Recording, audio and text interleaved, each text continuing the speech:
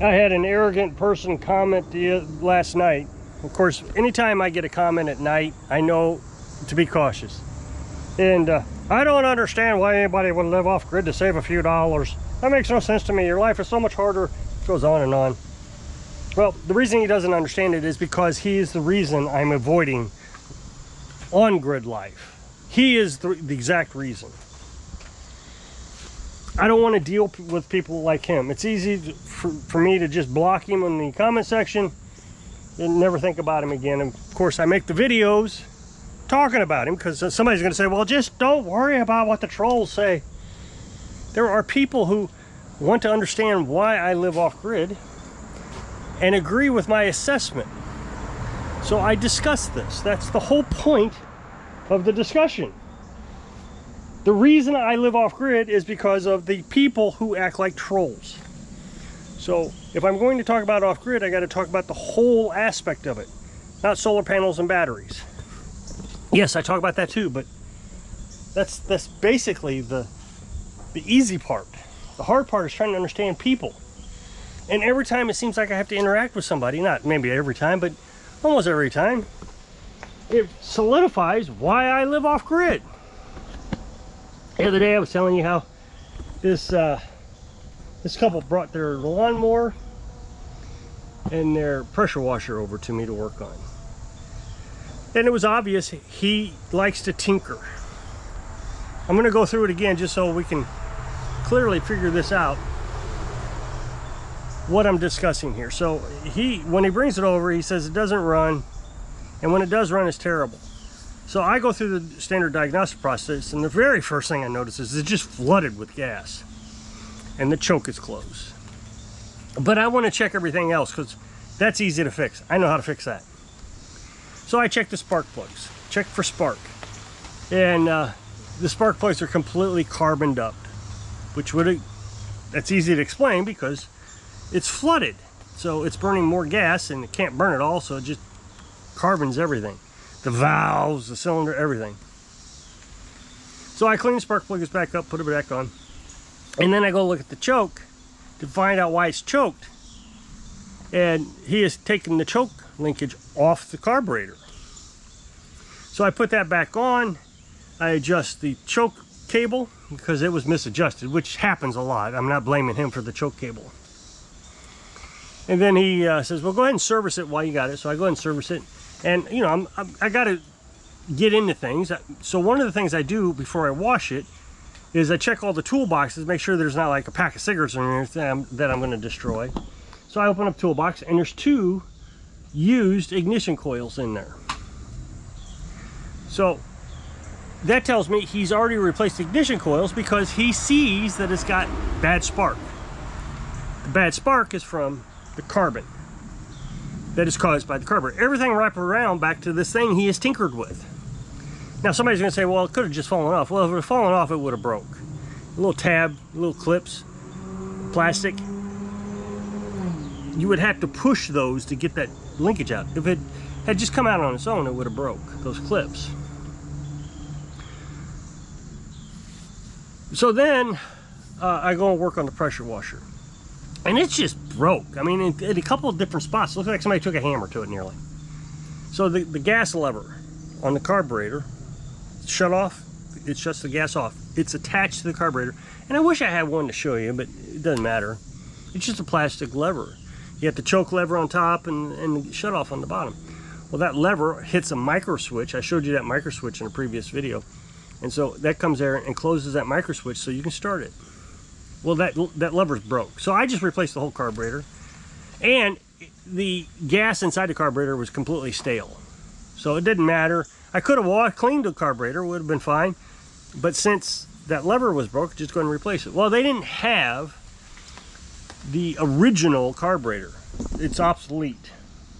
So I had to put the most modern revision carburetor on there. Well, that lever was a little bit short. So it was just barely clipping that micro switch, but it was still working. It worked fine. There was no issues with it. I ran it for, I don't know, a while. Shut it off, turn it on, shut it off, turn it on. I've made videos of it. It's on the other channel. Of course, you won't see that yet. It's 2 years out. And so I have a record of it. So they messaged me. We're coming over with that pressure washer. It's not running. So I asked, what's wrong with it? I don't know. We replaced the gas and it won't run. So I call them up and I ask them about the gas that they put in. You know, they changed, you know, they ran out of gas. They put new gas in. Does it have water in it? No, that's fresh gas. It's that micro switch. Well, why are you bringing up the micro switch?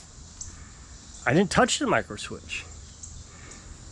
So I just gave them their money back. Yes, I know the trolls are going to think that's terrible, but I did, just to get them out of my hair. Sometimes it's, well, the thing is I lost a lot of money that day dealing with them. So I don't want to continue to deal with them. I just want to get them out of my hair. So if I lose a few bucks from parts, so be it. Sometimes that's just the way it's going to be.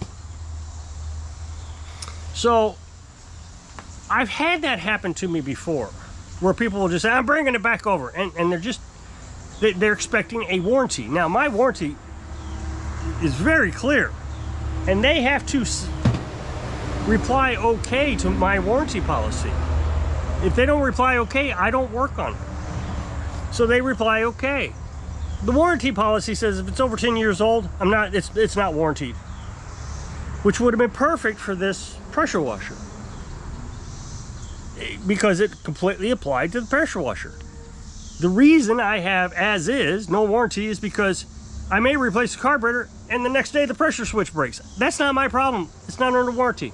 But they wanted it warranted. And the way I know they wanted it warranted is because they said, we're bringing it back. That's not how customers react. That's how angry customers react. Now, remember, I am convinced there is water in the gas. So I've had this happen before. Guy says, I'm bringing it back. The belt's shredded. You know, he just went down. He drove it down to his house, turned on the blade, shredded the belt. Came back up, and the deck's broke. Now, whether the deck was broke when I put it on or not, that was beside the point, because I specifically told him I didn't want to work on it. Now, this was before I had my warranty. He is actually the reason I came up with my warranty. I told him I didn't want to work on it. He said, don't worry about it. I know how to work on mowers. So I just need you to get it running. You get it running, and I'll take care of the rest. And I should have just said no, but I went ahead, and there was like $300 of work to do on this with parts and labor and all that. It was huge. So he's got it for like 3 days. Calls me up at night. Won't start. I go down there, I look at it, and he's got water in the gas. I can see it. No, it's the new carburetor you put on. I want this fixed. So I give him the money back for the carburetor. I'm not even going to argue with him. Just shut him down. A few days later, he says, now it won't even turn over. Well, okay, so you've left it out in the rain. Water gets into the gas tank. You try to start it until the battery dies, and now you want me to replace a brand new battery that, I mean, it's a brand new battery. I just put it in. So he ends up getting all his money back. I lost some money on that one. But again, it was good to get him out of my hair. And I learned a valuable lesson with him. Huge. You see, had the pressure washer been that lawnmower, I would have stuck to my warranty policy. I'd have told him it's not covered. But since it was just a carburetor, no big deal. I'm just going to give the money back. I am not losing that much money on it. But if it had been as big as that one, I wouldn't have. I'd have just said, well, you signed the warranty. It really is your problem. I did my job. Carburetor's fine. You left it out in the rain. But he was going to get on Facebook. See, now with the warranty, if they get on Facebook, I can just say, this is what he signed. You know, so, but yesterday I come up with an idea. I realized a good way to filter out whether a customer is coming back for a warranty that they're not going to get because it's not under warranty, because they already signed the warranty away with a 10-year mower, or if it's just a customer who's actually got a problem. So I give you two examples of people who say, you know, basically say, I want a warranty. I'm bringing it back. You know, they don't say, hey, you got time to take a look at this or anything. I fixed a leaky carburetor the other day on a pressure washer. And I tested it, let it sit overnight with a piece of paper underneath it, make sure it didn't leak anymore. I do that with all leaky carburetors, brand new carburetor. It was a HIPAA carburetor, so I know it's a good carburetor. So she comes, picks it up, takes it home, and the next Saturday, she calls me up and says, that thing is leaking again. Now, she's not upset. She's not telling me what's wrong with it. Like, you know, it's, you know, well, you didn't put the carburetor on right. You got it on upside down. You know, you don't know what you're doing. Fix it again. No. I think she was well aware that she signed the policy, first of all. The thing is it didn't really apply to her. My policy didn't apply because it was like only 4 years old. So she was well aware that something is going wrong. It worked for a while, and now it doesn't. So I said, oh yeah, bring it on back. And what it was is she was leaving it out in the sun, and the vent in the gas tank, it worked. When I tested the vent, it worked. There was nothing wrong with the vent. But I guess, and this is just an assumption, that when she left it out in the sun, the vent closed up and wouldn't move. So pressure built up in the tank and just pushed right past the shutoff valve, the float, and flooded it again with gasoline. Made it leak gas. So I fixed that vent. Now, it was a guess. That's the only thing I could think that could possibly be.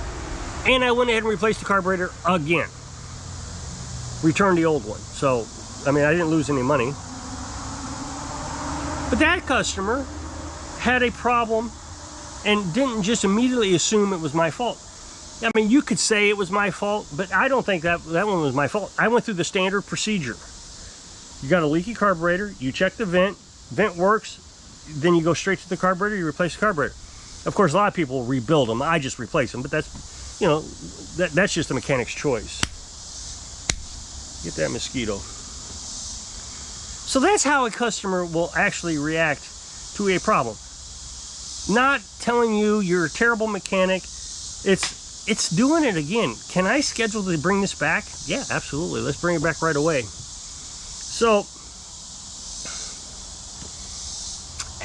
and the thing is I think the way I kind of discovered it, is I left it out in the sun over when the day before she was supposed to pick it up, the second time, and I did notice a drip of gas on the paper. It was just a drip, and that's how I got to thinking maybe it was the vent. So, why am I bringing this up? Oh, because this is how people behave. Oh, I know why I brought this up. The reason I bring this up is I have one other case where a guy brought his mower over here. I replaced all the belts. You know, it was just a tune-up. Replaced all the belts, the blades. Pretty much just brought it back to good condition. He comes and picks it up. I drive it up on his trailer. He's as happy as a lark. He's just excited. I'm going to tell all my friends about you. They get it home and they can't get it off the trailer. It won't go in forward or reverse. It's a piece of junk. There's something wrong with it. We're bringing it back. And I tried to call them because I knew exactly what they did. And I couldn't get a hold of them. I mean, instantly, it's like they messaged me. I hit the call button. It couldn't have been a minute. And they didn't answer. So they're avoiding me. And they bring it back and they didn't take the parking brake off. That's what it was. So now, you know, they're all upset because I messed up because they couldn't fix the parking brake. And what it is their ego just can't handle it. So what is going to happen with that customer, I'm sure of it, is I've lost a customer. I've lost a customer because they were too dumb to know how to operate their lawnmower and wanted to blame me. The thing is when they brought it back, I did fix it. So why are they mad? It is running, it works. And they can use it. I even taught them how to use it. So, no, their arrogance, I'm bringing it back. Instead of, hey, can you take a look at this again? Their arrogance made them lose the only mechanic in the area, the lawnmower mechanic. Because they're not going to bring it back. They're too embarrassed to bring it back. The guy, or to ever come back, I should say. The guy with the pressure washer, not coming back. He knows there's water in that gas. I bet it's running right now. The guy down the hill, I know for a fact that he's using his. I've seen him use it. So I told him exactly what was wrong with it. Got water in the gas, and the battery's dead. But he's never coming back. Well, I won't let him back. And the guy who can't get it off the trailer, I know he's not coming back. But the lady with the pressure washer, she'll be back if she ever has another problem. I mean, she might be a little frustrated that she had to bring it back. That's just a frustration. But she recognizes that happens. Okay, we missed something here, so let's take another look at it. And, you know, I didn't charge her anything. I just fixed it. So, I don't understand people. And that's why I live off-grid. I don't understand why you would lose a mechanic because of your arrogance. Get over yourself, is what I'm thinking about these people. Don't be so smart. Don't try to be smarter than the mechanic because you're not. You changed, you added new gas and it stopped running. Well, let's start with the basics. Gas. So if you'll click this up next box and take your video over to my other channel, I would appreciate it. Go check it out. So if I can inspire you, don't be arrogant. So you can live your dreams. Thanks for watching.